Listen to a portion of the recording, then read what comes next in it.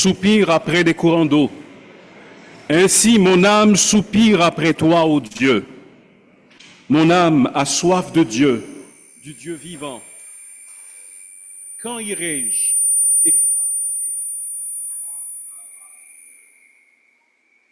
Chers amis dans le Seigneur, frères et sœurs, bonjour.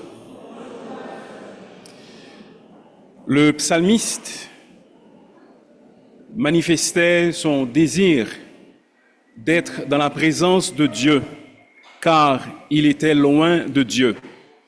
Ce matin, nous avons le privilège d'être dans la présence de Dieu en tant qu'assemblée. C'est un privilège pour lequel nous devons le remercier et c'est un sujet d'action de grâce que nous devons lui adresser. Aujourd'hui donc, puisque nous avons cette grande opportunité, unissons nos voix, unissons nos cœurs et prosternons-nous devant notre Dieu, notre Seigneur bien-aimé, qui a envoyé son Fils Jésus-Christ, qui s'est livré afin de se faire un peuple racheté par lui et zélé pour les bonnes œuvres. Soyons zélés dans l'adoration que nous offrons au Seigneur ce matin.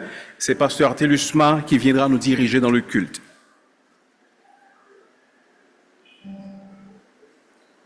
Bonjour. Une question pour vous ce matin.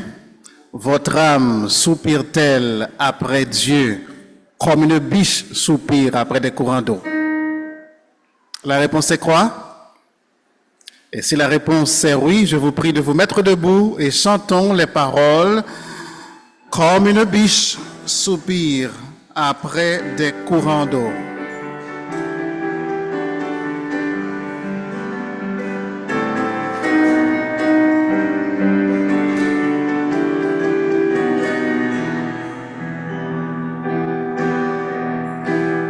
Comme une biche soupire après des courants d'eau, comme une biche soupire après des courants d'eau. Ainsi mon âme soupire après toi, ô Dieu. Mon âme a soif de Dieu, du Dieu vivant, Dieu vivant. Comme une biche soupire après des courants d'eau, comme une biche soupire après des courants d'eau. Alors, on va reprendre parce qu'on veut vraiment voir sur votre visage que vous avez soif de Dieu, n'est-ce pas? On veut voir des sourires sur les visages en train de chanter les paroles de ce chant pour exprimer notre désir de ressentir la présence de Dieu, de chercher la face de Dieu.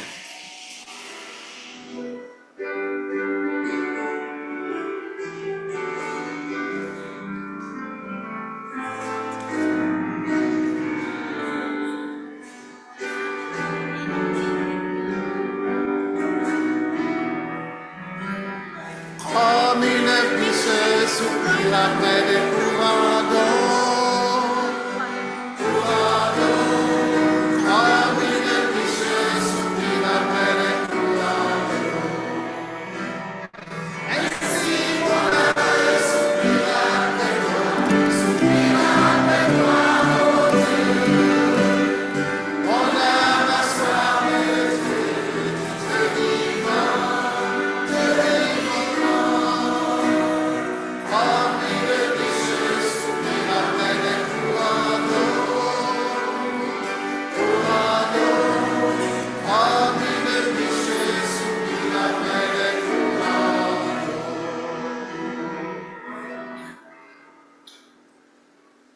On continue.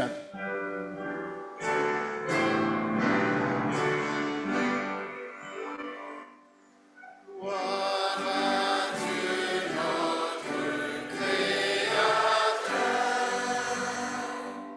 gloire à Christ notre Rédempteur,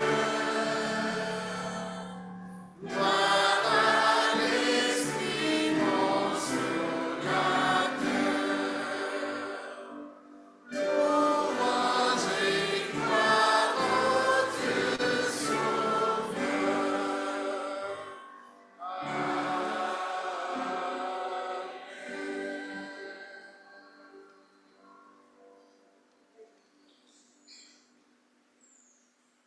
Éternel notre Dieu, en ce jour nous t'adorons, nous t'exaltons. Tu es notre Dieu. Tu as été pour nous un refuge de génération en génération. Tu es le même hier, aujourd'hui, éternellement. Et en toi, nous pouvons trouver réconfort, soutien pour les moments difficiles. Voilà pourquoi nous nous présentons devant toi ce matin, Seigneur, pour t'offrir une adoration qui vient du plus profond de nos cœurs. Que tu pardonnes nos péchés, que nous mourions à nous-mêmes en ces instants, afin que nous puissions élever des voix sincères, des cœurs purifiés de toute faute. Permets que ce matin nous te rencontrions véritablement, que nous voyions ta face et que nous partions de ce lieu transformé, d'avoir pu ainsi contempler ta majesté. Nous réclamons ces grâces au nom de notre Seigneur Jésus. Amen. Juste avant la lecture de la parole de Dieu au psaume 62, continuons à chanter les paroles. Donc, nous lisons d'abord le psaume 62, du verset 2 au verset, le psaume 63, du verset 2 au verset 12. Nous allons faire cette lecture de manière alternative. Le psaume 63.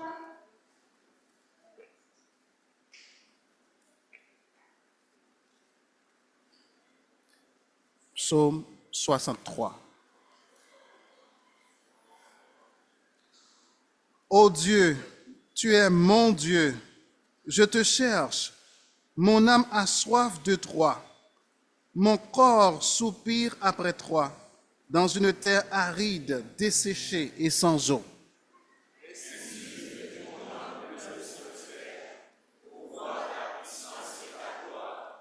Car ta bonté vaut mieux que la vie, mes lèvres célèbrent tes louanges.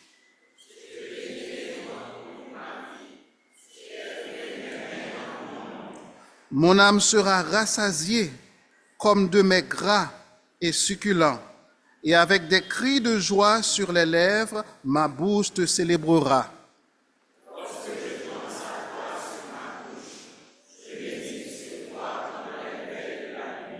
Car tu es mon secours, et je suis dans l'allégresse à l'ombre de tes ailes.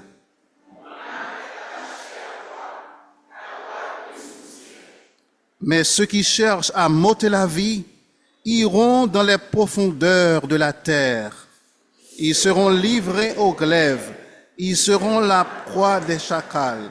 Et le roi se réjouira en Dieu. Quiconque jure par lui s'en glorifiera, car la bouche des menteurs sera fermée. Amen. Juste avant de nous rasseoir, chantons les paroles de ce cantique « À Dieu soit la gloire ». Chantons avec entrain en l'honneur de notre Dieu.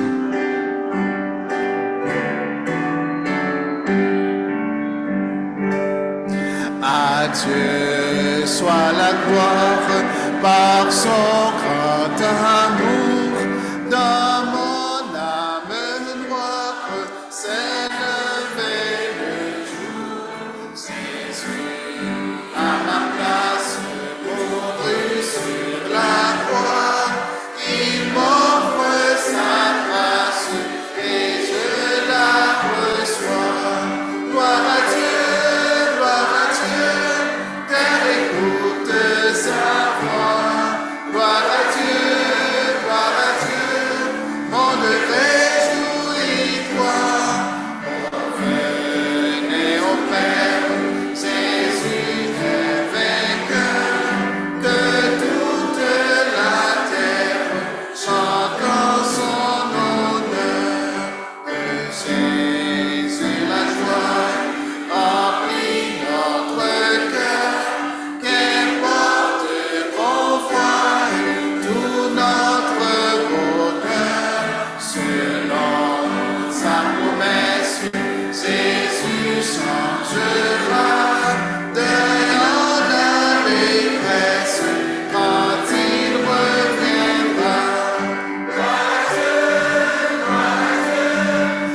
et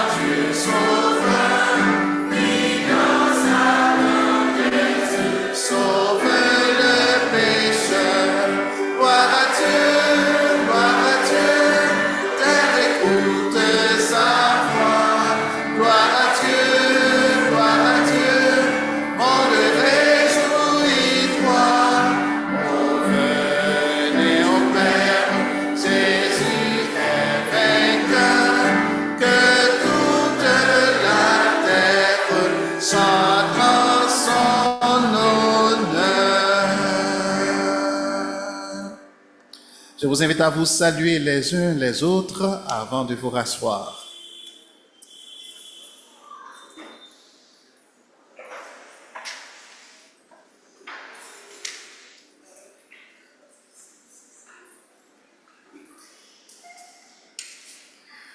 Nous sommes contents de vous voir ce matin avec les visages rayonnants en train d'adorer le Seigneur. Nous saluons de manière spéciale ceux qui sont avec nous sur YouTube ou bien sur Zoom.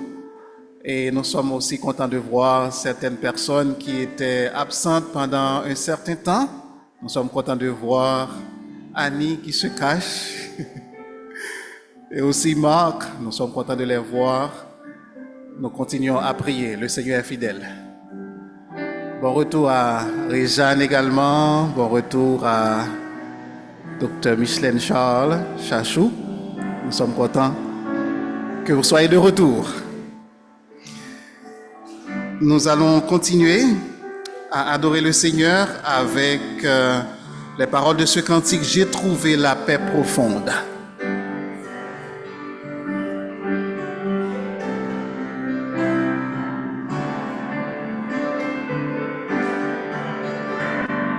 J'ai trouvé la paix profonde, j'ai trouvé le vrai bonheur.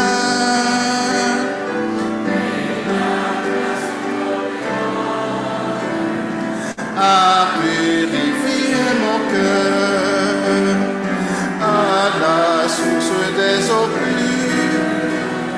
J'ai puisé le plein pardon.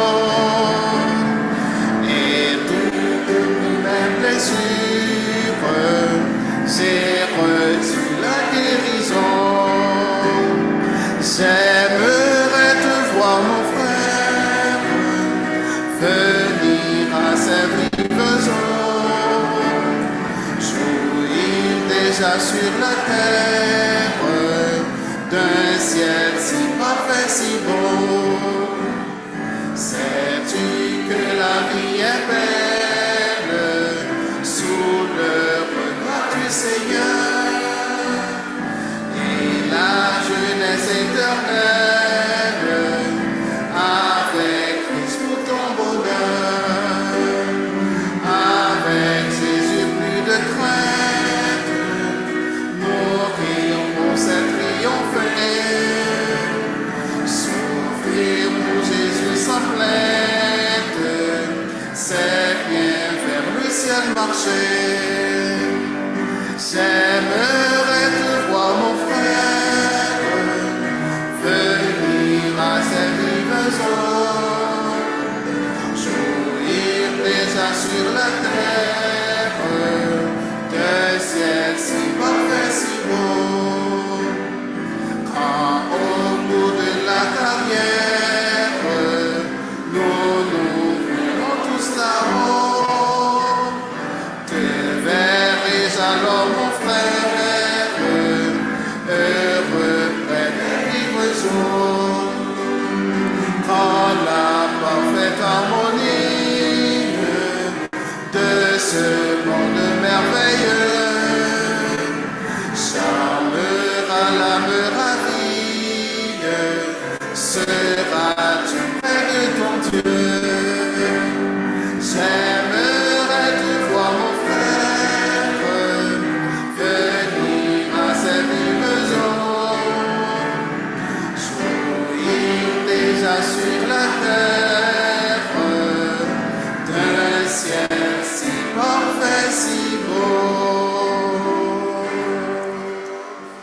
Amen. Nous qui avons mis notre foi en Jésus, nous avons de l'espérance, n'est-ce pas? Et nous pouvons commencer, nous commençons déjà à goûter le bonheur du ciel pendant que nous sommes sur cette terre, n'est-ce pas? Parce que nous avons une relation avec le Seigneur. Ça nous donne un avant-goût de ce que sera l'ambiance au ciel. Ce sera une ambiance de bonheur. Vous qui ne connaissez pas encore le Seigneur, vous pouvez faire cette expérience à partir d'aujourd'hui. Placez votre foi en Jésus-Christ.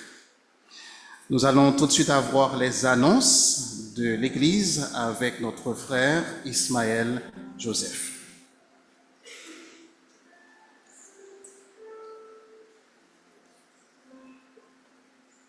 Chers amis, frères et sœurs dans le Seigneur, bonjour. Que la grâce et la paix du Seigneur Jésus-Christ reposent sur chacun de vous.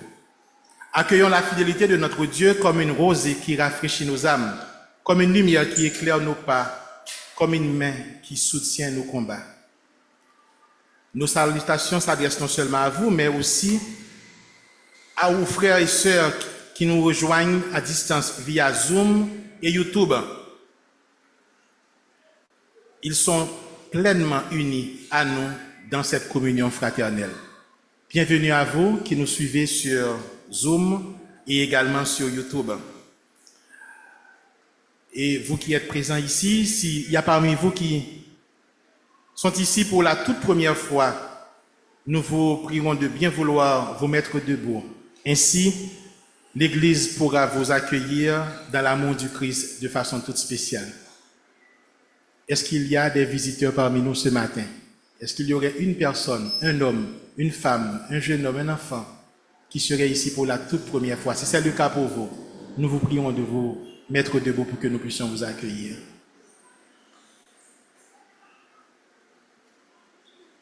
Nous sommes en famille. Frères et sœurs en Christ, prenons un moment pour rappeler la vision, ensemble la vision et la mission que le Seigneur a confiée à notre Assemblée. Notre vision, la vision de l'Assemblée Shalom s'articule ainsi. À l'image de Christ, ensemble, à l'image de Christ, parvenir à aimer Dieu de tout notre cœur et nos prochains comme nous-mêmes. Notre mission consiste à glorifier Dieu par une adoration pure et sincère, par l'édification des perdus,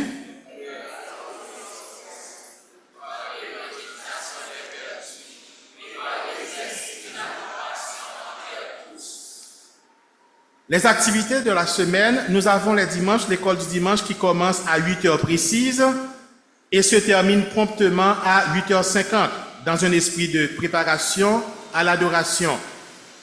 Le culte d'adoration commence à 9h et nous vous encourageons à arriver à l'heure afin de participer pleinement à ce moment d'adoration. Chaque mercredi, à partir de 5h30 de l'après-midi, se tiennent l'étude biblique et la réunion de prière. Cette rencontre se tient en ligne via Zoom et YouTube. Toutefois, un groupe se réunit ici à l'église pour y participer. Vous êtes donc invités à vous joindre à vos frères et sœurs pour l'étude de la parole et la prière de l'une de ces deux façons. Nous vous encourageons vivement à vous joindre à cette rencontre hebdomadaire, que ce soit en ligne ou en personne, pour grandir ensemble dans la parole et dans la prière. Le groupe responsable de la préparation et la direction de la réunion de prière et l'étude biblique de ce mercredi 21 janvier 2026 est le CVB. Le comité ainsi que les membres de cette entité sont encouragés à se mobiliser en vue de leur participation au bon déroulement et à la réussite de cette activité. La série sur la confession de foi de la SBF se poursuit ce mercredi 14 janvier. Le thème sera la sécurité éternelle. Le thème nous sera présenté par notre pasteur Jean-Maxime Pierre-Pierre. Le club des astronautes se réunit les vendredis à 3h30 de l'après-midi. Cette activité est pour les enfants de 4 à 14 ans. Nous avons également chaque samedi à 4h le CVB qui signifie « Christ vient bientôt » ou encore « Connaissez votre Bible » qui se réunit à l'église chaque samedi. Cette activité est spécialement destinée aux jeunes à partir de 14 ans. Nous avons également la conférence annuelle des jeunes qui prendra fin ce dimanche 18 janvier 2026. La rencontre débute à 4h30 et le thème qui a été retenu, c'est « Bâtis ta vie sur le roc ». Nous vous encourageons à participer avec ferveur à cette dernière soirée afin de recevoir pleinement la bénédiction que le Seigneur réserve à son peuple. Nous avons une rencontre importante avec tous les moniteurs de culte des enfants. Cette rencontre se fera le dimanche 18 janvier 2026. Tous les moniteurs et ceux qui sont intéressés au culte des enfants de l'ASBF sont attendus à une réunion importante, juste après le culte. Il est programmé 2h30 de formation et ce sera à la salle CEFAS. Ce n'est pas la rencontre qui est fixée à 2h30, mais c'est 2h30 de formation à la salle CEFAS. Les membres de l'accueil sont invités à une réunion le 25 janvier, juste après le culte. Nous demandons aux membres de l'accueil de bien réserver cette date. Nous allons inviter une petite délégation des mères à genoux qui va nous faire une annonce toute spéciale.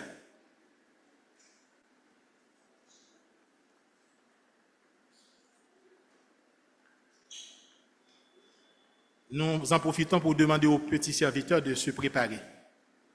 Merci. Bonjour, Assemblée. Nous sommes là au nom des MAG. Que signifie MAG? Elles font quoi? Prière. Ok. Elles remettent au Seigneur la vie de nos enfants, ceux qui sont avec nous, ceux qui étudient à l'étranger, depuis la gestation jusqu'à. L'histoire de notre engagement s'écrit ensemble et notre prochain chapitre nous attend. Nous confirmons pour vous la deuxième assemblée générale des MAG qui se tiendra le dimanche 25 janvier 2026. Ce rendez-vous stratégique débutera immédiatement après le culte dans le cadre du centre d'activité de l'ASBF.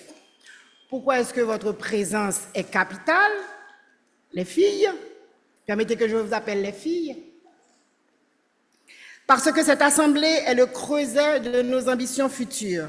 C'est là que vos voix, nos voix s'unissent pour donner corps à notre vision commune.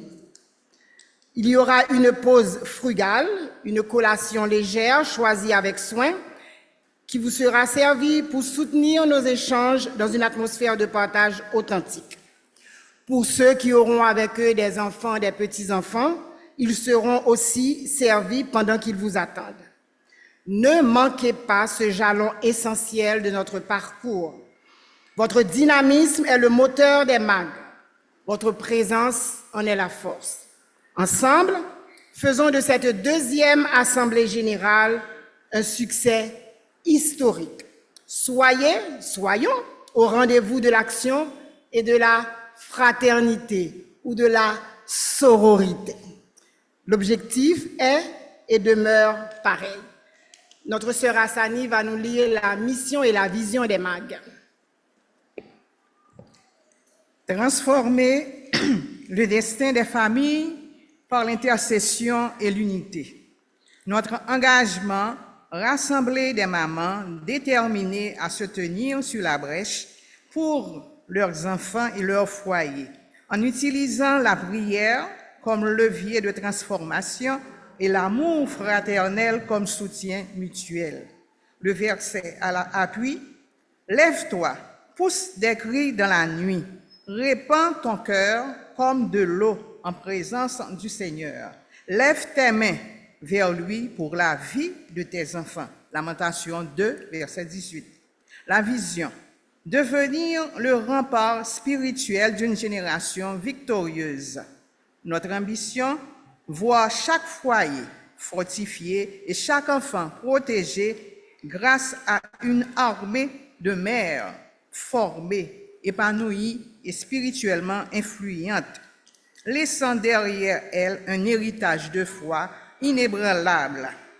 Verset appui, la femme sage bâtit sa maison et la femme insensée la renverse de ses propres mains. Proverbe 14, verset 1.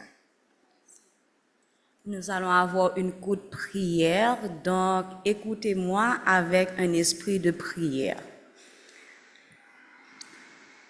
Prière pour la deuxième Assemblée générale des MAG. Seigneur éternel, Dieu de toutes les familles, nous nous présentons devant toi avec humilité pour te confier cette deuxième assemblée générale des mags. Nous reconnaissons que sans toi, nous ne pouvons rien faire, mais qu'avec toi, nous sommes plus que vainqueurs.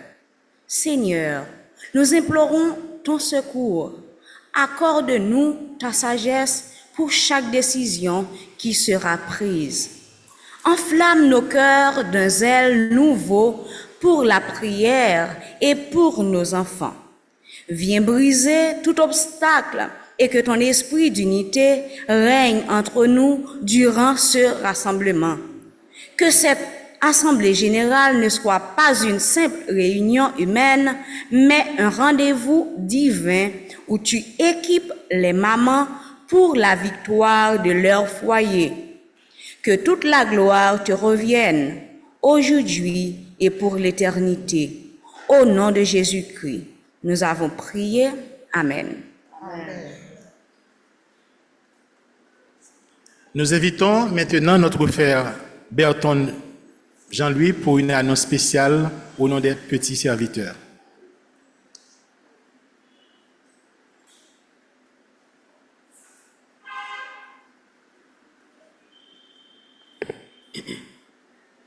Bonjour à tous et à toutes. Le comité des petits serviteurs prend ce temps pour remercier le Seigneur, notre Dieu Tout-Puissant, pour la réussite de ce concert. Et nous remercions aussi Dieu pour ceux qui ont été bénis par ce moment spécial. Nous prenons aussi le temps pour remercier ceux qui ont fait le déplacement pour venir assister au concert et aussi pour ceux qui ont suivi en ligne.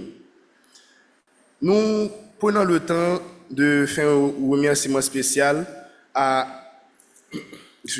Emmanuel Joseph, Manus Cameus et Eliassin Michelet qui, malgré les désordres, ont supporté nous et façon capable. Et hier, qui était le 17 janvier, nous avons passé un moment vraiment spécial entre nous, qui était la date officielle des 26 ans des petits serviteurs. Nous avons passé un bon moment ensemble où nous avons discuté, fait une évaluation sur le concert et nous avons aussi mangé un gâteau et ensemble, c'était vraiment délicieux. Et nous avons aussi fait un tournoi de football. Mes amis, fondez la pour nous ça qui a passé parce que dans le premier round, c'était nous, même seniors, face à petits serviteurs, ça pipiti, ça nous connaît qu'on a chanté devant là. C'était nous-mêmes face à eux. Mon cher, nous avons vieux calme dans la première partie, parce que Timounio Red. Donc, c'était un moment vraiment spécial. Nous sommes champions. Nous-mêmes, Seigneur, nous sommes champions parce que nous ne pouvons pas quitter Petit au vin battre nous là. Parce que ça t'a fait honte. Donc, c'était vraiment un moment vraiment spécial.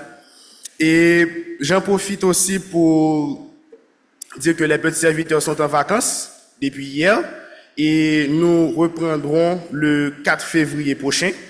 Et aussi, nous commencerons les inscriptions et dans ce jour-là, le 4 février 2026. Aussi, nous demandons et pour que vous teniez ces enfants dans la prière, c'est vraiment important pour nous.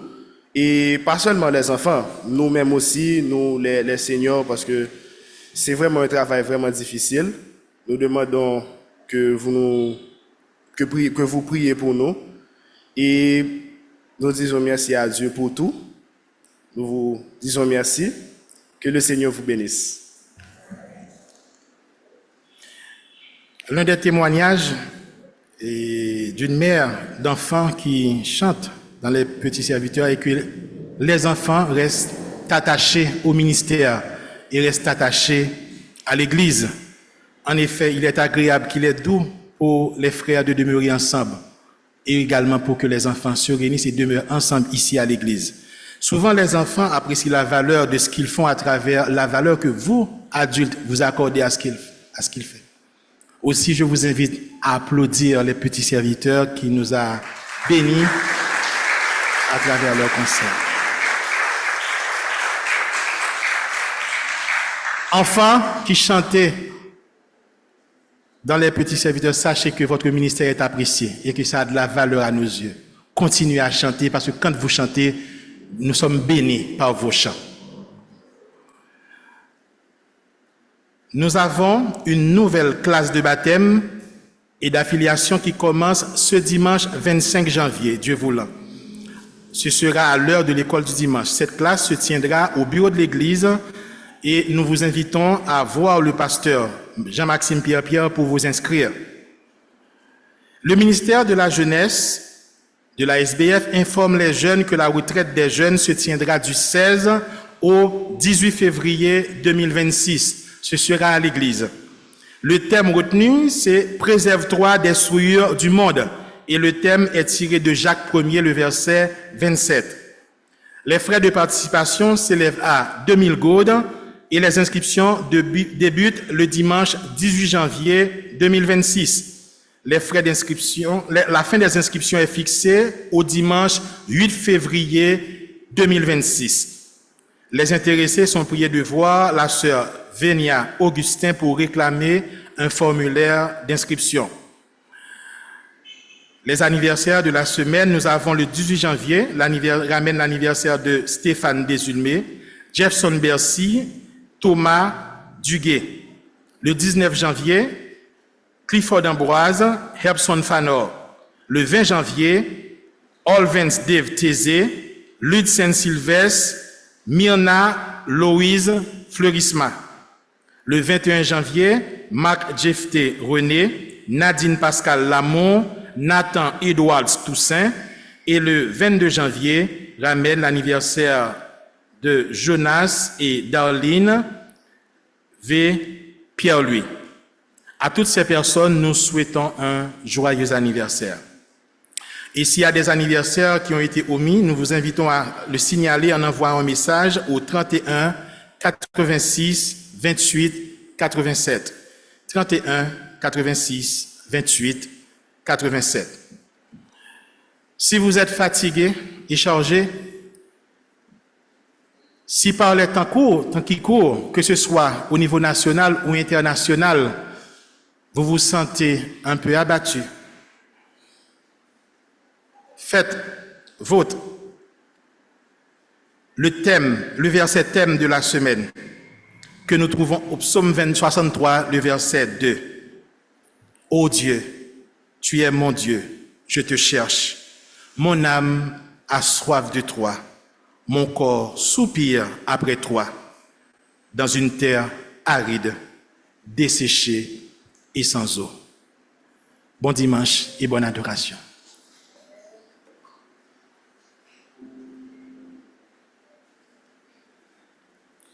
Nous allons adorer le Seigneur avec nos dîmes et nos offrandes. Nous invitons les membres de l'accueil à s'acquitter de cette tâche.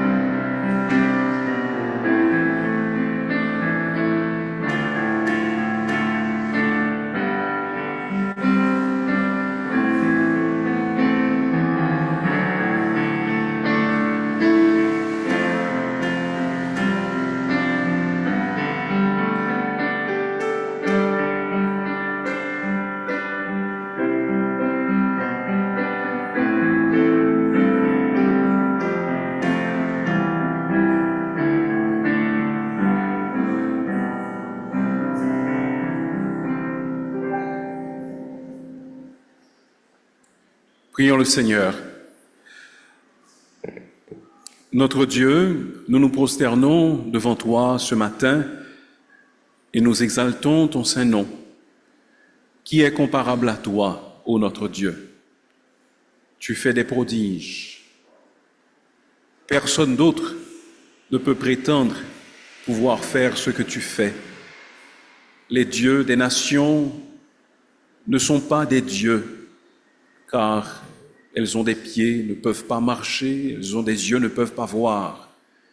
Mais toi, Seigneur, ce que toi tu déclares, cela arrive. Ce que tu ordonnes, tu le fais. Et nous sommes heureux de savoir que nous sommes tes enfants, que nous t'appartenons, et qu'un jour, ceux qui ont reçu la vie éternelle pourront passer avec toi à l'éternité bienheureuse, à t'adorer, à te servir, à te louer. Père, nous te remercions pour les dons innombrables que tu nous as accordés. Nous ne pouvons pas les compter véritablement parce qu'ils sont tellement nombreux. Tu nous inondes d'un déluge de bienfaits. Tu nous donnes chaque jour à manger. Tu nous permets d'être debout, de jouir d'une certaine santé. Tu nous donnes à boire. Tu prends soin de nous. Tu tiens tes promesses à notre égard. Merci pour cela. Merci aussi, Père, parce que à beaucoup d'entre nous, tu donnes de quoi vivre. Tu accordes un revenu. Aide-nous à toujours nous souvenir que c'est à toi qu'appartient la terre. C'est à toi qu'est tout ce qu'elle renferme. Rien ne nous appartient en propre. Nous n'en sommes que les gérants. Et lorsque nous donnons à ton œuvre, aide-nous à nous en souvenir pour savoir que c'est ce qui t'appartient que nous te donnons et que nous gardons pour nous seulement ce que tu nous permets de garder en vue de mener une existence sur terre. Nous te prions, Seigneur, de nous pardonner nos fautes. Pardon à cause des désaccords qui subsistent entre certains d'entre nous. Pardon parce que l'harmonie ne règne pas toujours au sein des couples ou des familles. Nous prions, Seigneur, que tu nous pardonnes aussi notre impatience à l'égard des autres, notre manque de foi à l'égard de tes promesses et les actions que nous posons qui sont contraires à ta volonté. Aide-nous à apprendre à ne pas attrister l'Esprit Saint, mais à le laisser nous remplir et à nous laisser diriger par lui, à être sensible à sa moindre direction, à être ouvert à entendre ta voix, Seigneur. C'est notre désir. Seigneur, nous voulons t'offrir chaque personne ici présente ce matin. Nous élevons devant toi les enfants. Merci pour ces dons précieux que tu nous accordes. Nous prions que tu prennes leur petit cœur et que très jeunes, ils apprennent à t'aimer, à te servir. En ce sens, nous t'implorons pour les ouvriers du département des enfants. Une rencontre est prévue aujourd'hui même. Permets que beaucoup de personnes se donnent à ce ministère qui a besoin de bras et que ceux qui se donnent comprennent également les engagements qu'ils doivent prendre parce qu'il s'agit d'arroser ces plantes humaines afin de les conduire sur le chemin de la vie éternelle. Ô Seigneur, que tu les protèges des dangers de ce monde, que tu les gardes de toute mauvaise influence, que tu enlèves autour d'eux tous ceux qui voudraient leur faire du tort. Nous t'implorons aussi pour les jeunes. Ce week-end a été consacré à une conférence à leur intention. Ils ont été invités à bâtir leur vie sur le roc, ce roc qui est Jésus-Christ. Ô Seigneur, permets qu'ils comprennent que sans toi, la vie n'a pas de sens. Ce que tu veux, c'est qu'ils te craignent, qu'ils marchent humblement avec toi, qu'ils rejettent les influences du monde, car on ne peut pas aimer à la fois le monde et toi. Seigneur, fais que Christ soit formé en eux et qu'ils se décident eux-mêmes de te suivre, de marcher sur les traces du Seigneur Jésus, de l'imiter, de lui ressembler.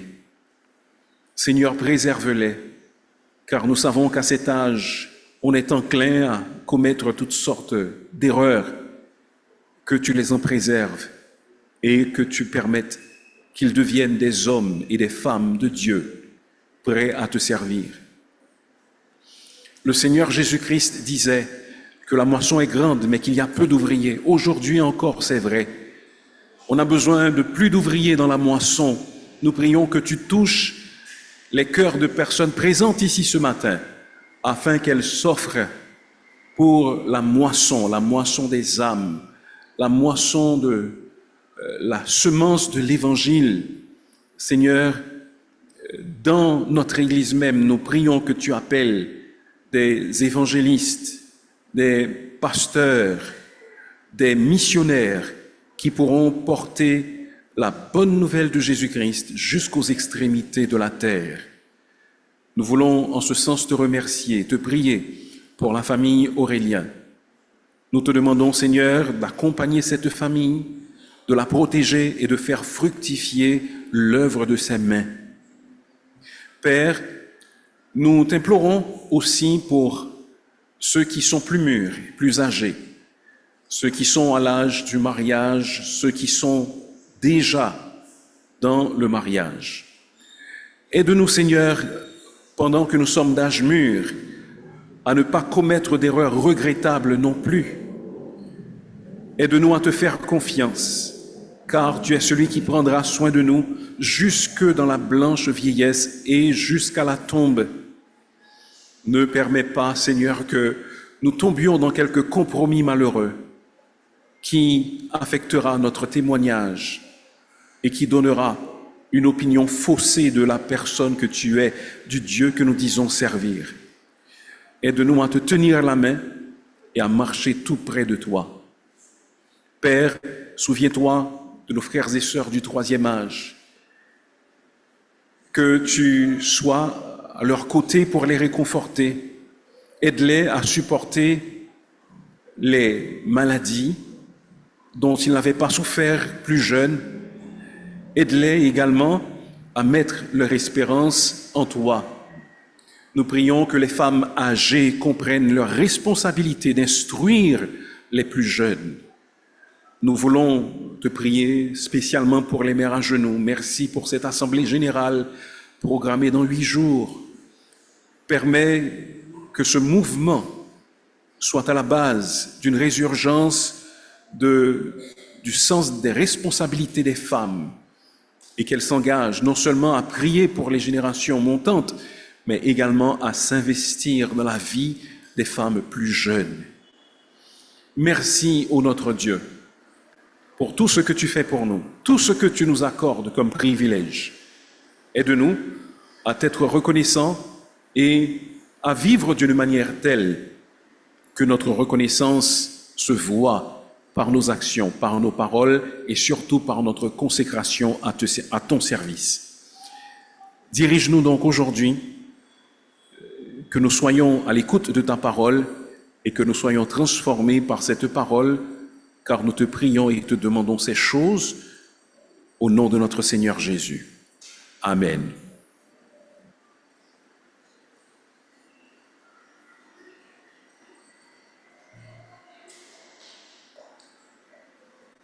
Je demande aux enfants, jusqu'à l'âge de 10 ans, de se diriger vers le centre d'activité pour le culte qui est préparé à leur intention. Gentiment, les enfants, vous vous déplacez et nous invitons notre frère Hervé Jean-Pierre à venir faire la lecture de la parole de Dieu au Colossiens chapitre 3, versets 1 à 10.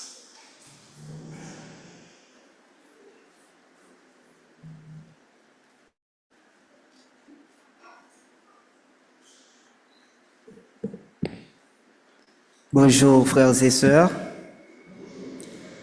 Comme annoncé, nous aurons la lecture en Colossiens au chapitre 3, les versets 1 à 10. Colossiens 3, versets 1 à 10.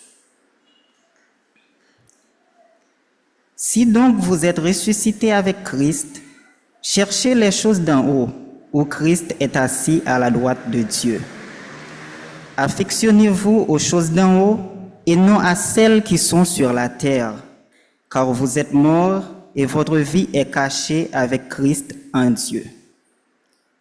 Quand Christ, votre vie, paraîtra, alors vous paraîtrez aussi avec lui dans la gloire.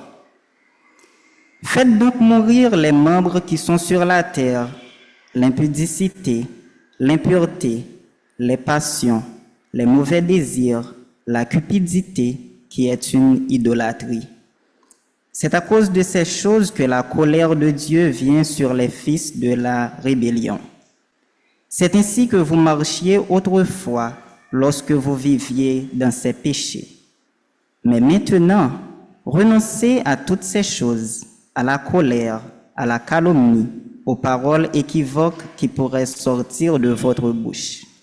Ne mentez pas les uns aux autres, vous étant dépouillés du vieil homme et de ses œuvres, et ayant revêtu l'homme nouveau qui se renouvelle dans la connaissance selon l'image de celui qui l'a créé.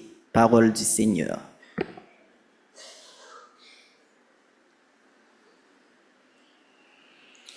Avant d'écouter le message de la parole de Dieu, nous allons chanter les paroles de ce cantique. Jésus me demande d'être, et aussi les paroles du cantique Gain lumière nan nan moi jodia. Je vous prie de vous mettre debout, s'il vous plaît. Jésus me demande d'être un rayon de soleil.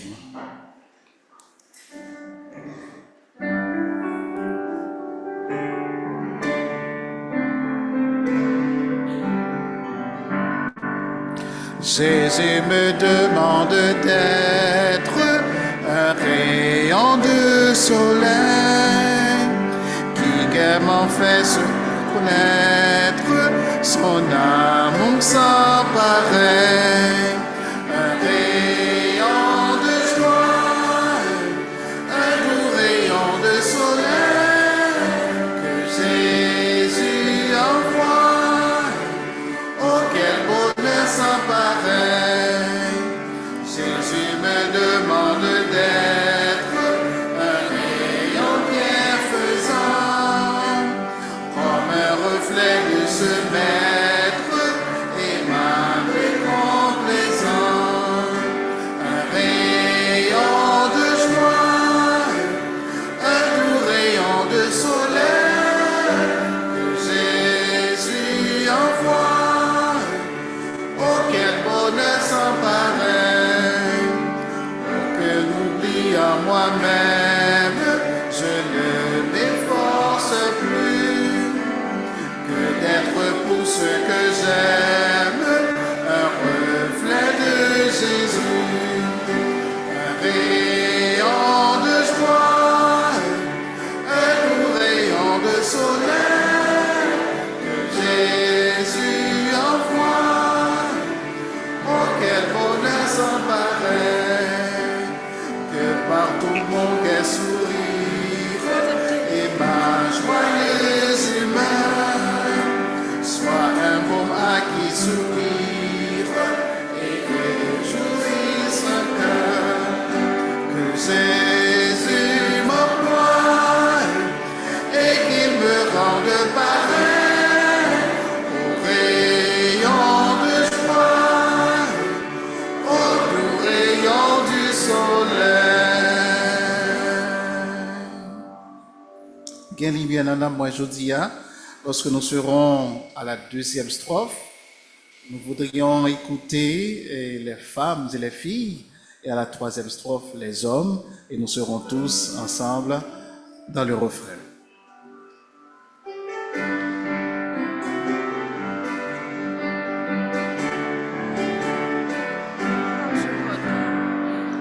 Gain lumière nan nan moi moi jodi, avec moi, il va passer. Même soleil là, nous voyons dans le ciel là, parce que Jésus t'a éclairé. Oui, il y a belle nuit. Moi content, moi voulais toujours chanter. Les Jésus montré à mon lit que moi, bien ça a toujours été. Mais quand il m'en a moins jodi, c'est au grand pour Jésus. Et il connaît ça, mais pas qu'à dire. Oui, amour, il s'en baiser. Oui, Galine, bien qu'elle belle nuit. Moi content, moi voulais toujours chanter. Les Jésus montré à mon lit que moi, il ça a toujours été. Que la joie, non, moi jodi, les hommes.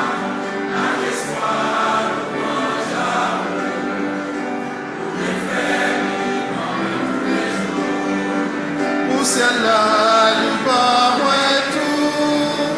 Oui, qu'elle dit, bien qu'elle belle nuit. Moi content, moi voulais toujours chanter.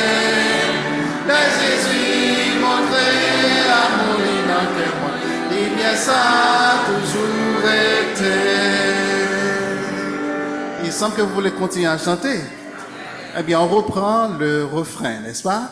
Mais sans la musique cette fois-ci. On veut entendre les voix. Allons-y.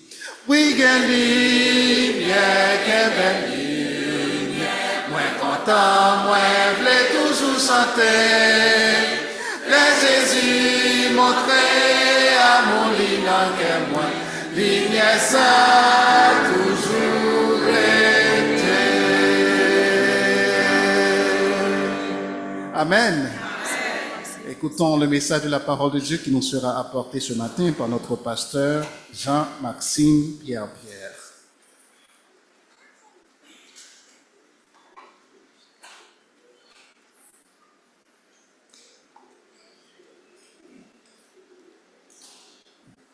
Bonjour une fois de plus, frères et sœurs. Ce matin, pour le message de la parole de Dieu, nous serons au psaume 63. Nous avons déjà lu le psaume 63 lors de la lecture alternative, mais nous le relirons dans quelques instants. Alors, je veux rappeler une fois de plus qu'une classe de baptême débutera dimanche prochain, Dieu voulant, et c'est à 8h du matin, donc à l'heure de l'école du dimanche, et cela se tiendra au bureau de l'église. Donc, si vous êtes intéressé, je vous encourage à être intéressé, voyez-moi, s'il vous plaît, à la sortie, de manière que je puisse porter votre nom sur la liste. Déjà, 3 ou 4 noms sont sur la liste. Alors, il faut souligner que c'est une classe de baptême et d'affiliation. Donc, une exhortation pour 2 groupes de personnes. D'abord, ceux qui ne sont pas encore baptisés. Certains sont prêts à entamer des relations sentimentales, mais ils disent « je ne suis pas encore prêt à être baptisé ». Ils sont prêts à se marier, ils disent « je ne suis pas encore prêt à être baptisé ». Ils ont un pied dans la tombe, « je ne suis pas encore prêt à être baptisé ». Quand serez-vous prêt à être baptisé? Vous savez, nous croyons clairement que le baptême ne sauve pas. La parole de Dieu dit que c'est par la grâce que nous sommes sauvés, par le moyen de la foi.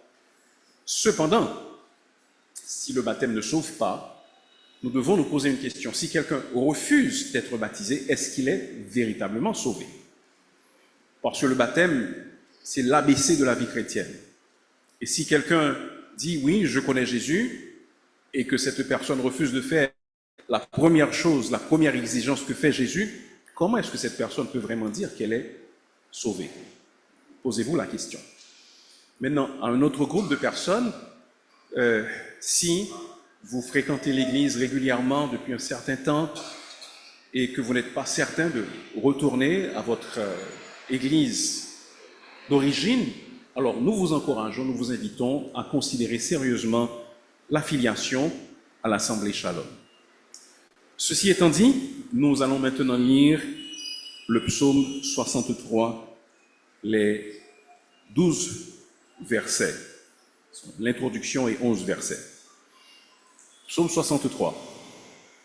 C'est un psaume de David lorsqu'il était dans le désert de Juda. Ô Dieu, tu es mon Dieu, je te cherche.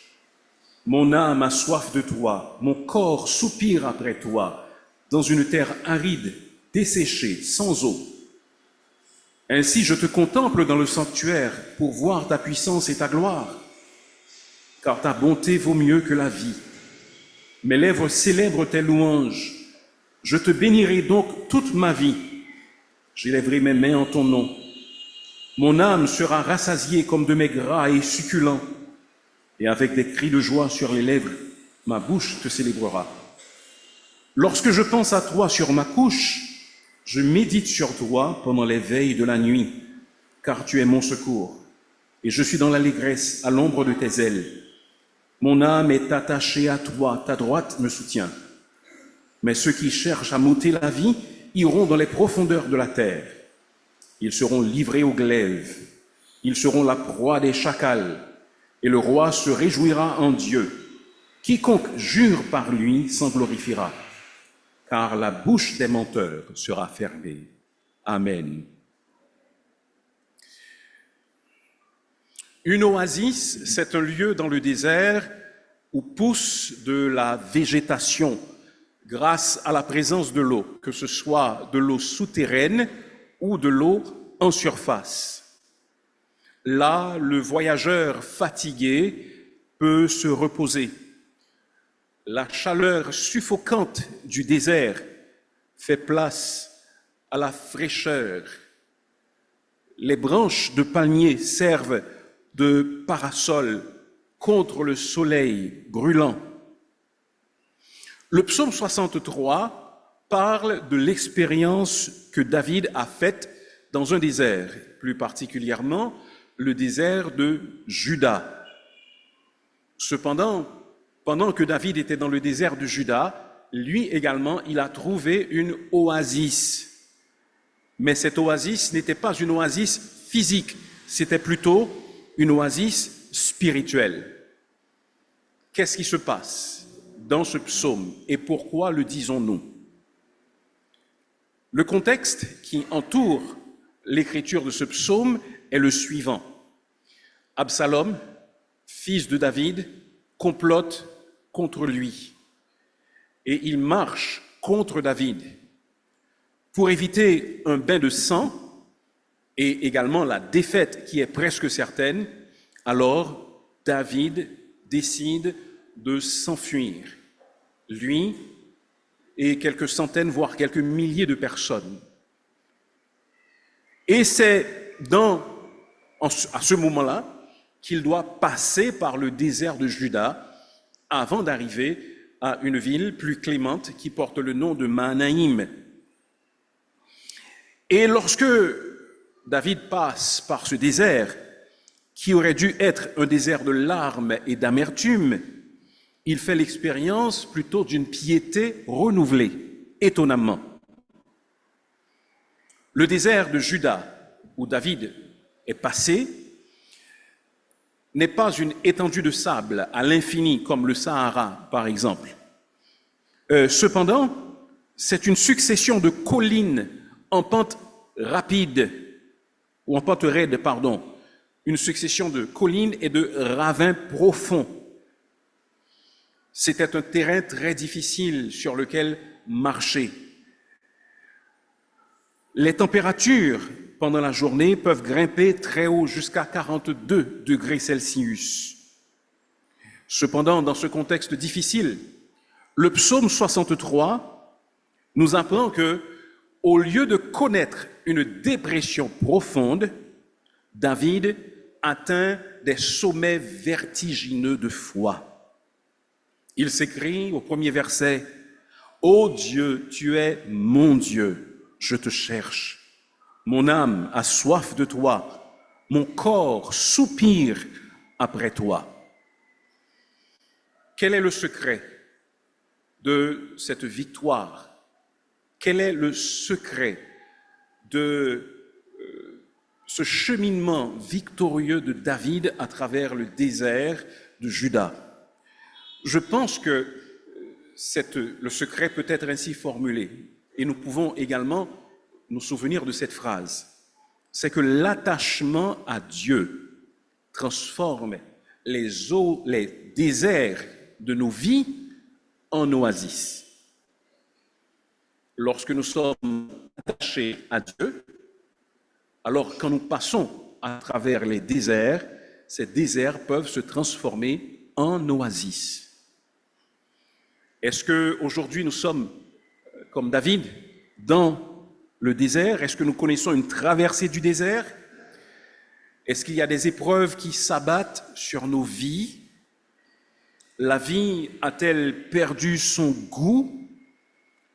Pour certains d'entre nous, c'est peut-être une longue période de chômage.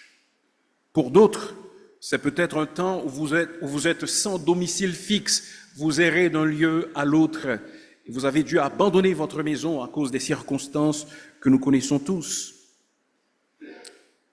En pareil cas, qu'est-ce qui nous permet d'aménager une oasis spirituelle dans nos traversées du désert? Quel était le secret de David? Qu'est-ce qui lui a permis de tenir? Bien, c'était son attachement à Dieu. Car le psaume s'ouvre sur ces paroles. « Ô Dieu, tu es mon Dieu, je te cherche. Mon âme a soif de toi et mon corps soupire après toi. » Que nous révèle ce psaume par rapport à ce thème de l'attachement à Dieu? David qui dit « Mon âme est attachée à toi ». David qui dit « Je te cherche, tu es mon Dieu ». Premièrement, l'attachement à Dieu transforme nos besoins physiques en désir de Dieu. L'attachement à Dieu transforme nos besoins physiques en désir de Dieu. Quand on traverse le désert, on dispose de très peu de ressources. Les 3 besoins primaires que nous avons en tant qu'êtres humains sont insatisfaits. Nous avons besoin de boire. Dans un désert, il n'y a pas d'eau. Nous avons besoin de manger. David avait dû s'enfuir de manière précipitée. Il n'avait pas de quoi manger. On a besoin également de dormir. Et ce n'était pas véritablement possible comme nous allons le découvrir. Il n'était pas possible de dormir comme on devrait dormir. Cependant, David parle de ces 3 besoins et les réoriente vers Dieu.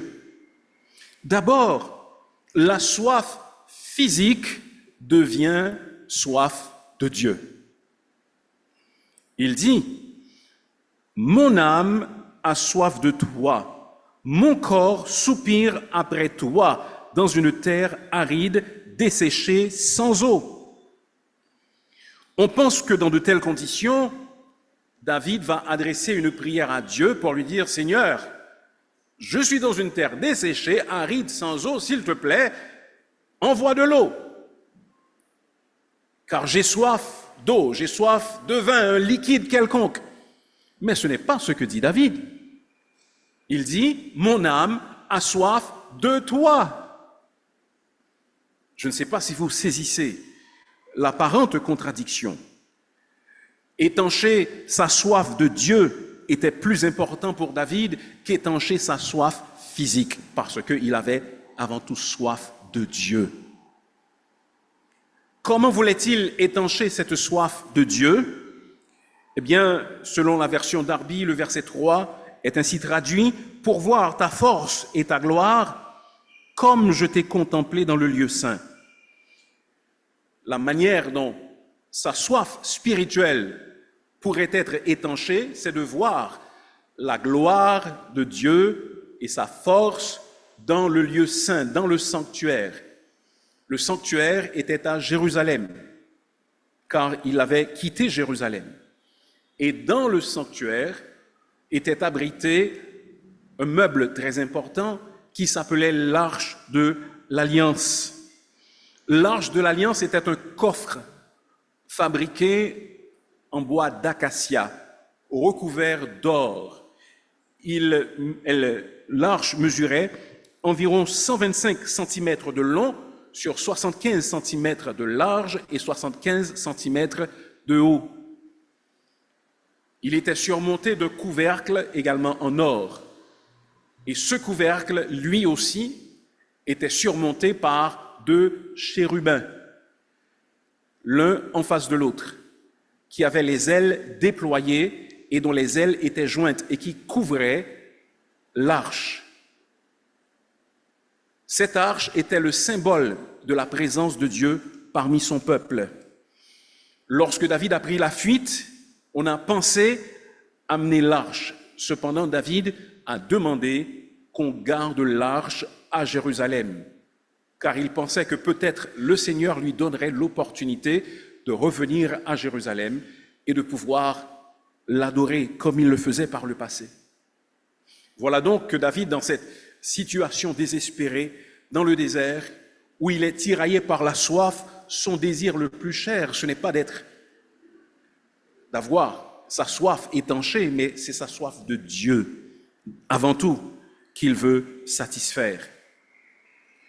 Ce n'est pas seulement de la soif que David parle également du besoin de manger. Il affirme au verset 6, « Mon âme sera rassasiée comme de mes gras et succulents. » Comprenez que dans la langue hébraïque, lorsqu'on parle de l'âme, je crois vous l'avoir dit il n'y a pas si longtemps que ça, cela ne fait pas nécessairement référence à la partie immatérielle de l'homme.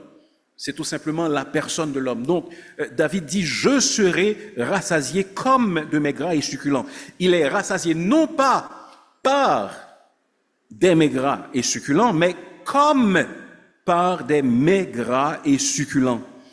Il ne parle donc pas de faim physique, mais il parle d'une faim spirituelle. Il avait également faim de Dieu et il considérait que seulement Dieu, dans sa grâce, dans sa miséricorde, pouvait satisfaire cette faim spirituelle qu'il éprouvait. Et cette faim spirituelle serait comblée spirituellement comme lorsqu'il était en train de manger physiquement et qu'il était rassasié et satisfait. Et c'était seulement Dieu qui pouvait lui accorder cette satiété spirituelle. Autre besoin, le besoin de sommeil.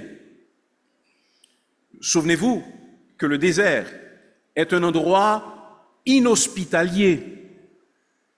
La transition entre la chaleur écrasante du jour et le froid de la nuit est brutale pour l'organisme. La température dans le désert de Juda, où se trouvait David, peut descendre jusqu'à 5 degrés Celsius, alors que lorsqu'il fait chaud, ça peut grimper jusqu'à 42 degrés Celsius. Donc vous voyez l'écart de température entre le jour et la nuit. David également n'a pas un lit douillet sur lequel il peut se coucher, car il est parti à la hâte. Il n'a sans doute pas de draps chauds avec lesquels il peut se couvrir. Le sol n'est pas non plus préparé pour recevoir des gens qui dorment, car c'est le paysage, un paysage rugueux. Et David dit que même lorsqu'il est en train de dormir et qu'il n'arrive pas à dormir, sa conscience est alerte, même quand ses yeux sont fermés. Il dit, lorsque je pense à toi sur ma couche, je médite sur toi pendant les veilles de la nuit. Quand je suis sur ma couche, je médite sur toi pendant les veilles de la nuit. Dans la culture hébraïque, la nuit était divisée en 3 périodes qu'on appelait des veilles. Et David dit que dans le désert, si inhospitalier, je n'arrive pas à dormir. Mais quand le sommeil fuit, je ne cherche pas à dormir, mais je médite sur toi pendant les veilles de la nuit, quand je suis sur ma couche. Donc je ne sais pas si vous comprenez. Il a soif, et il veut que Dieu soit celui qui apaise sa soif spirituelle. Il a faim, mais il est convaincu que c'est Dieu qui peut lui donner la nourriture qui pourra satisfaire sa faim spirituelle. Et lorsqu'il a besoin de dormir et que le sommeil s'enfuit, attire d'elle, il croit également que c'est en méditant sur Dieu qu'il peut avoir la paix et que son âme peut se reposer. Vous savez à quel point le manque de sommeil peut être délétère. Si nous ne dormons pas pendant 48 heures ou plus, alors cela va affecter notre physique. Ça peut même conduire à la folie. Eh bien, frères et sœurs, qu'est-ce que nous devons nous rappeler ici? Méditer sur Dieu. Nous avons besoin de penser à Dieu. C'est se rappeler ce qu'il a réalisé. C'est se rappeler ce qu'il est pour que ces faits-là, ce que Dieu est, ce qu'il a réalisé, pour que ces choses s'inscrivent, s'impriment dans nos pensées et que nous utilisions ces souvenirs à toute fin utile. C'est ce que David a fait. Dans l'adversité, nous avons besoin de penser à ce que nous savons de Dieu. Nous avons besoin de méditer sur Dieu, sur qui il est. Satan essaiera de vous faire croire que Dieu vous a oublié. Il essaiera de vous faire croire que vous ne pouvez pas compter sur Dieu. Cependant, soyez-en certains, Dieu ne vous a pas oublié. Si, dans l'adversité, vous êtes réveillé au milieu de la nuit, ne cherchez pas à vous rendormir tout de suite, mais méditez sur Dieu. Pensez à ses promesses. Adressez-lui des prières. Souvenez-vous de ce qu'il a déjà fait pour vous. Vous souvenez-vous, votre enfant était peut-être sur un lit de mort et Dieu lui a donné la vie. C'est sur ce Dieu-là qu'il faut méditer. Peut-être avez-vous eu une grossesse difficile, mais votre enfant est né et aujourd'hui, il fait la joie de votre cœur grâce à ce Dieu-là. C'est sur ce Dieu-là qu'il faut méditer, comme David le faisait, parce que David tenait à être attaché à Dieu. Et comme il était attaché à Dieu, même ses besoins physiques étaient orientés vers Dieu. Cela ne veut pas dire que David n'avait pas soif, ou qu'il n'avait pas faim, ou qu'il n'avait pas besoin de dormir. Cependant, il a réorienté ses priorités vers Dieu parce qu'il voulait être attaché à Dieu. L'attachement à Dieu, non seulement transforme nos sens ou nos besoins physiques en besoins de Dieu, mais aussi l'attachement à Dieu transforme nos pleurs en louanges. Une autre chose qui nous frappe, c'est qu'au cœur de ce psaume, il y a une place réservée à la joie, à la gratitude, à la louange. On aurait cru que David était en train de se prélasser dans son palais et en train de jouir de la belle vie en lisant ce psaume. Mais il n'en était rien. Et cela est étonnant, et bien sûr cela contient une leçon pour nous. Il faut se souvenir de la grande tristesse éprouvée par David et par le peuple au moment de son départ pour comprendre cette partie du psaume. Selon 2 Samuel chapitre 15 et le verset 30, David, quand il quittait Jérusalem, monta la colline des Oliviers, il montait en pleurant et la tête couverte, et il marchait pieds nus. Et tous ceux qui étaient avec lui se couvrirent aussi la tête, et ils montaient en pleurant. C'est une posture de profonde tristesse, de désolation extrême, pieds nus, tête couverte, pleurant. Cependant, quelque chose s'est passé pendant que David s'est rendu dans le désert, entre le moment où il a quitté Jérusalem et le moment où il s'est trouvé dans le désert. Et à ce moment-là, Peut-être s'est-il souvenu des promesses de Dieu. Peut-être a-t-il lu quelques portions de la parole de Dieu qui étaient alors disponibles et que cela a fortifié son cœur. Mais son attitude s'est transformée. Son attitude s'est transformée de pleurs en louange. Ce David qui pleurait déclare « Car ta bonté vaut mieux que la vie, Seigneur. Ta bonté vaut mieux que la vie. » David remercie le Seigneur pour ses bontés envers lui. Il constate la bonté de Dieu. Qu'est-ce que cela veut dire que la bonté de Dieu vaut mieux que la vie? Ça pourrait vouloir dire soit tu as été si bon envers moi que si tu prends ma vie, cela ne me dérange pas. Ça peut vouloir dire également ta bonté est si grande qu'elle a plus de prix à mes yeux que ce que j'ai de plus cher, qui est ma vie. Qu'est-ce qu'un homme a de plus cher que sa vie? Rien. Si un incendie se déclare dans votre maison, vous allez tout laisser pour pouvoir sauver votre vie. C'est ce que vous avez de plus cher. Mais David dit que la bonté de Dieu a plus de valeur pour lui que sa propre vie. Essayez de penser à cela. De la même manière, notre attachement à Dieu peut transformer nos pleurs en louanges.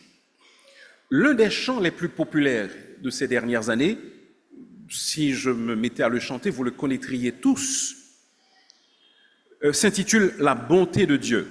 Je pense déjà que vous voyez de quel chant je parle. Il a été écrit en 2019,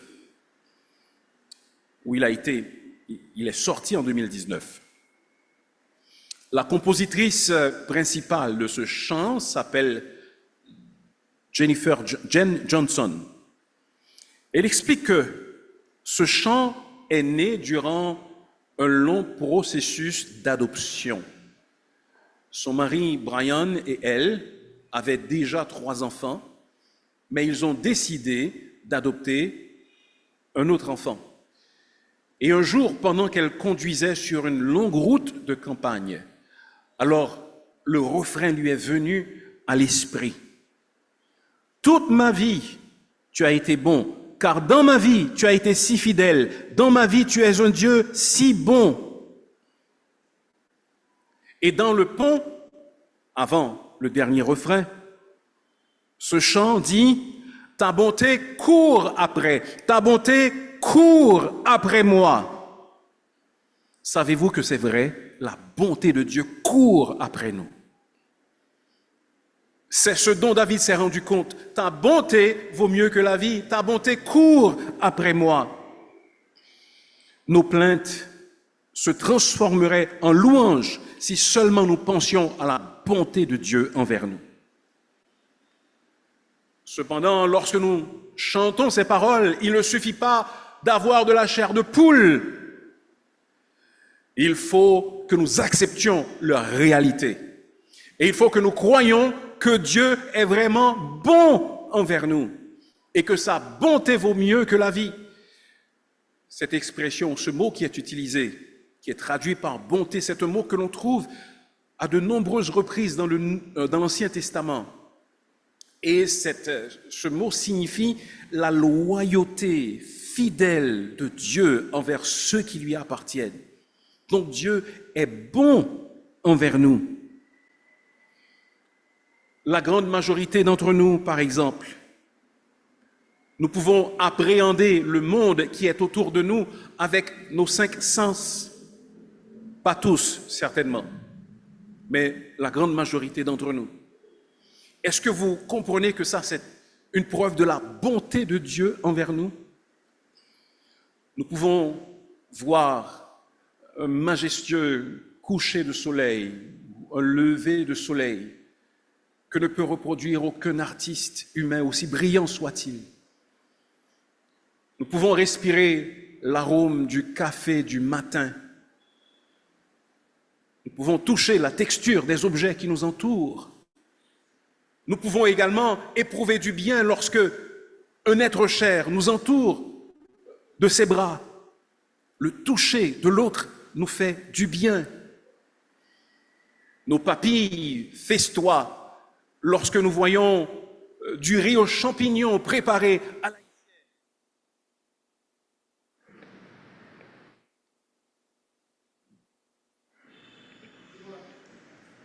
et que nous nous apprêtons à manger, n'est-ce pas? Tout ça fait partie de ce que Dieu appelle la grâce commune.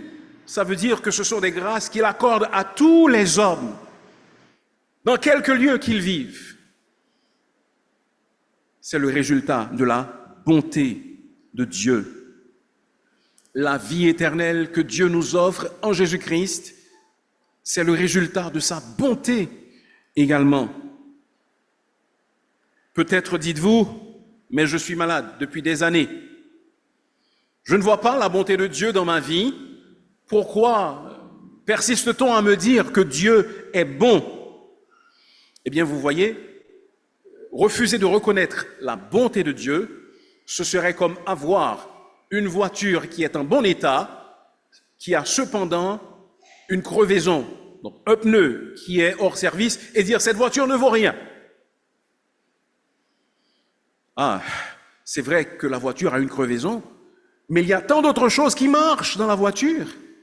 De même lorsque certaines choses ne marchent pas dans notre corps et quand notre vie serait réduite à une peau de chagrin, quand nous serions réduits à notre plus simple expression, Dieu serait quand même bon. Car savez-vous pourquoi? Chaque nerf de notre corps qui fonctionne, chacune des milliards de cellules qui contribuent à la vie, chaque muscle qui bouge, chaque organe qui fonctionne est une preuve de la bonté de Dieu. La bonté de Dieu vaut mieux que la vie et Dieu nous poursuit avec sa bonté. David a pu le comprendre parce qu'il voulait rester attaché à Dieu. Il attribue également des louanges à Dieu. Il éclate en louange au beau milieu du désert. Écoutez ces paroles au versets 4, 5 et 6. Mes lèvres célèbrent tes louanges. Je te bénirai donc toute ma vie. J'élèverai mes mains en ton nom. Et avec des cris de joie sur les lèvres, ma bouche te célébrera. David louait Dieu. Pourquoi? Il voulait rester attaché à Dieu et ses pleurs se sont transformés en louanges. La louange consiste à faire l'éloge de Dieu pour ce qu'il est, pour ce qu'il fait. La louange, c'est dire à Dieu ce qui serait de la flatterie si nous le disions à des hommes, parce que seul Dieu en est digne. Il faut établir une distinction entre les remerciements, les actions de grâce et la louange à Dieu. Ce sont deux concepts qui sont très proches, mais il y a une différence essentielle à comprendre. Si par exemple vous demandez à un tailleur de confectionner pour vous un costume, vous allez chercher votre costume, vous l'essayez, vous en êtes satisfait et vous lui dites « merci beaucoup ». J'apprécie votre travail. Vous partez. Là, vous l'avez remercié. Mais si après avoir essayé votre costume, vous lui dites, vous savez, vous êtes le meilleur tailleur que je connaisse. À chaque fois que vous avez confectionné des costumes pour moi, cela m'est allé à la perfection. Je ne connais pas de meilleur que vous. Et je vais dire à tous mes amis qu'ils doivent venir faire confectionner des costumes chez vous. Là, c'est la louange. C'est la même chose pour Dieu. Nous ne devons pas nous contenter tout simplement de remercier Dieu pour sa bonté, mais nous devons également apprendre à éclater en louange envers Dieu. Quand nous louons Dieu, alors nos problèmes paraissent tellement insignifiants. Pourquoi? Parce que Dieu paraît grand. Nous le voyons tel qu'il est. Nous le comprenons dans sa dimension de majesté. Et alors les problèmes semblent se rapetisser. Lorsque nous faisons face à des échecs ou à des déceptions, louons Dieu. Il est toujours possible de louer Dieu, quelles que soient les circonstances, car Dieu demeure le même. Je me rappelle avoir lu une anecdote. Un homme souffrait de cancer à la langue et on allait devoir lui amputer la langue. Et on lui demanda s'il voulait prononcer une dernière phrase, une dernière parole. Et juste avant que l'opération ne se fasse et que cette langue soit amputée pour toujours, cet homme dit « Béni soit Dieu pour son don ineffable ».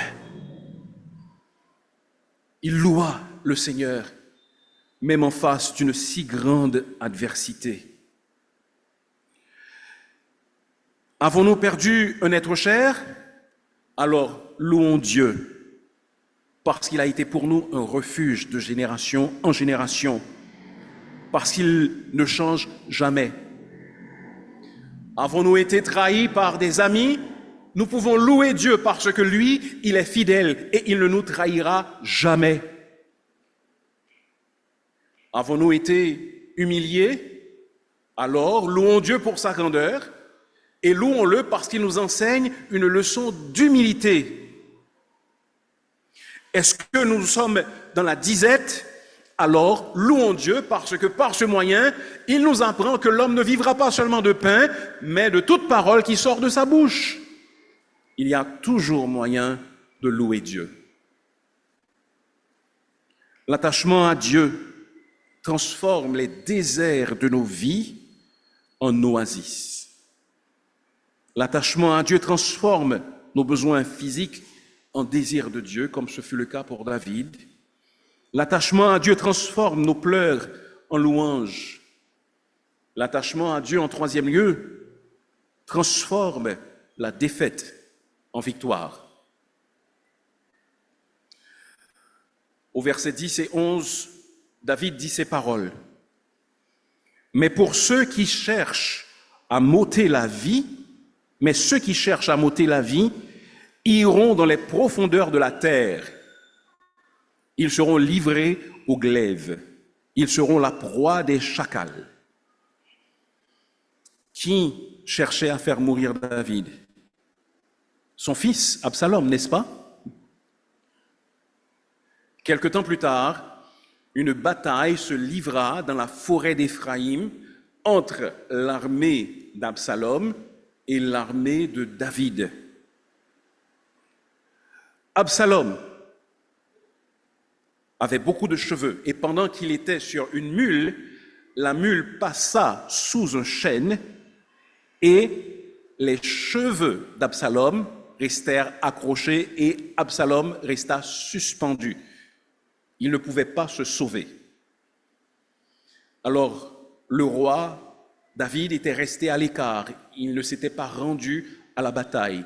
Il avait demandé à ses hommes de traiter avec douceur son jeune fils. L'appelait-il Absalom. Ne le traitez pas avec trop de rigueur, traitez-le avec douceur. Cependant, Joab, qui était l'un des responsables de l'armée de David, lorsqu'il vit qu'Absalom était suspendu à l'arbre, il transperça le cœur d'Absalom avec 3 javelots. Et 10 hommes qui étaient avec Joab achevèrent Absalom. On creusa un trou profond, on y enfouit Absalom et on mit dans ce trou une énorme quantité de pierres. L'ennemi de David, malheureusement son propre fils, est mort. Comme David l'avait demandé à Dieu, comme il le croyait. Et Dieu a permis que cela arrive véritablement. Et David fut restauré à la royauté. Il faisait confiance à Dieu et Dieu a honoré cette confiance. David avait dû fuir, cependant il est revenu triomphant. De la même manière, lorsque nous nous attachons à Dieu, nous ferons face à des déroutes.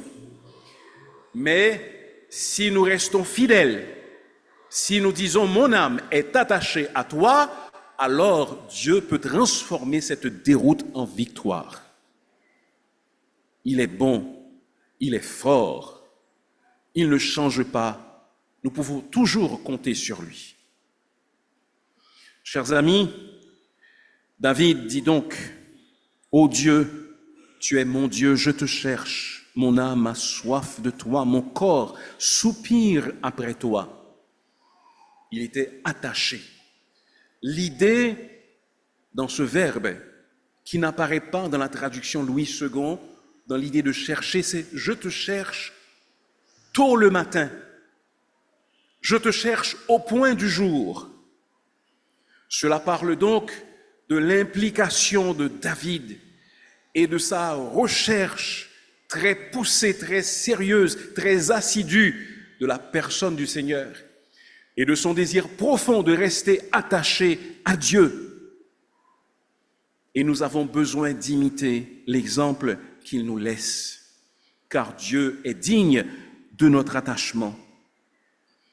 Quand fut la dernière fois où nous avons eu véritablement soif de Dieu? Où nous avons dit, « Oh Dieu, c'est toi que je veux. Je ne veux rien d'autre, je n'ai pas besoin de richesse. Je n'ai pas besoin de l'amour des femmes ou des hommes, mais j'ai besoin de te rencontrer face à face. » Quand avons-nous eu véritablement soif de lire la parole de Dieu, soif de prendre du temps à l'écart pour prier? Avons-nous pris le temps de chercher la face du Seigneur avant de prendre de grandes décisions?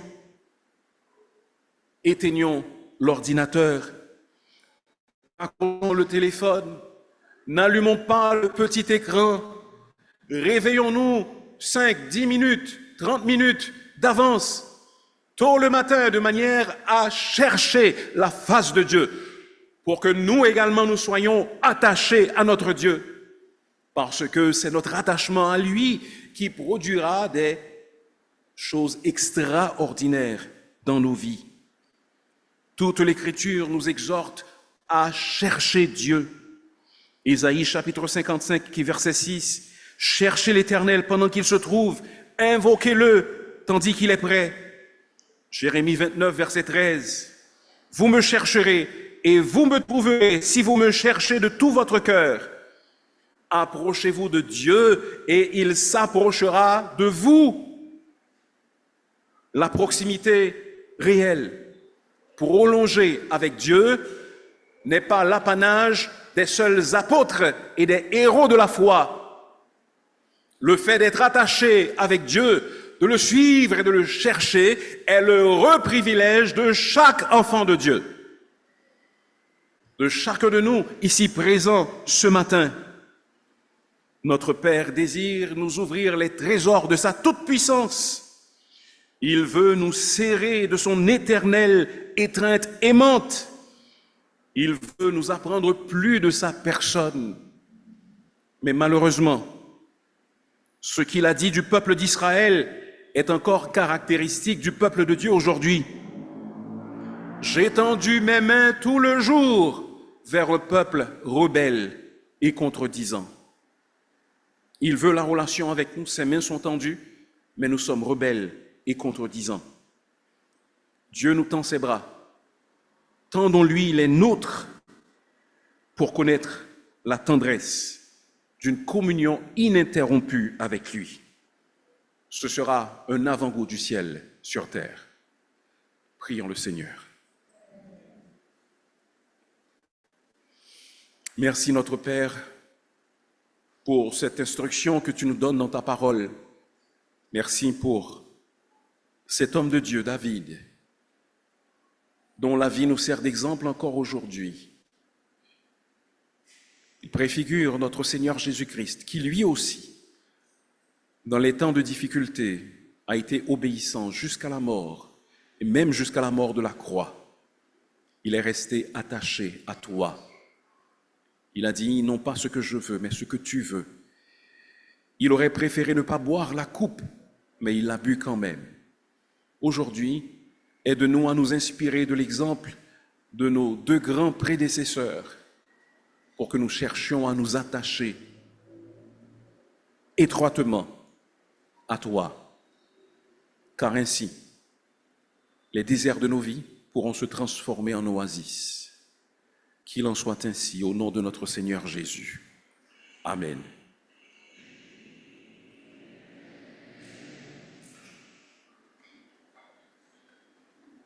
Nous disons merci à Dieu pour ce message si beau, si édifiant, n'est-ce pas?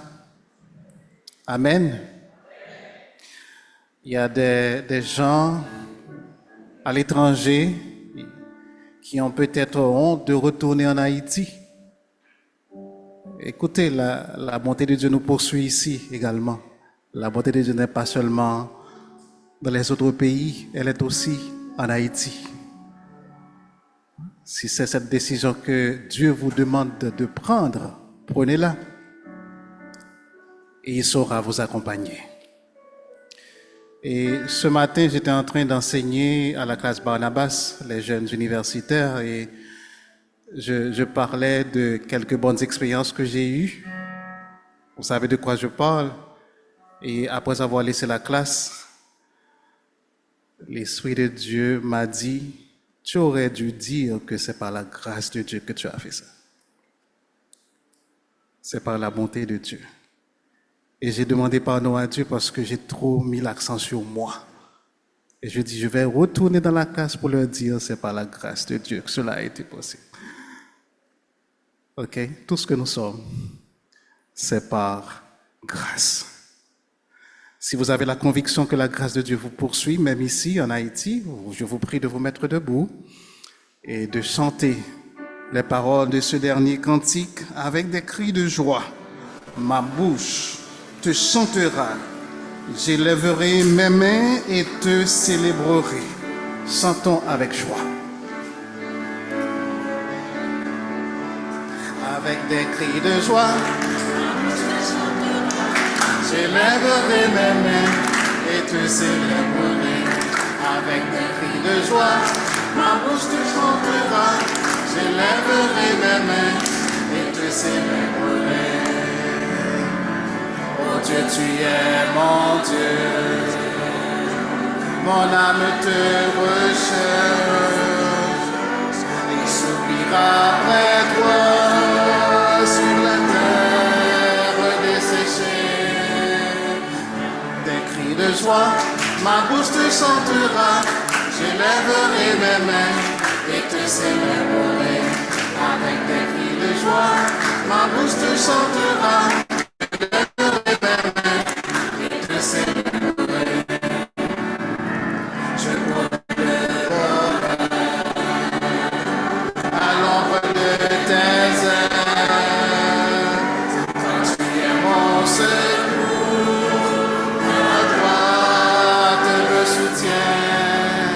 Avec des cris de joie, ma bouche te chantera, j'élèverai mes mains et te célébrerai.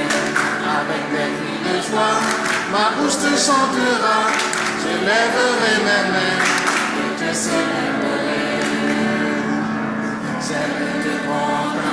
J'aime te contempler.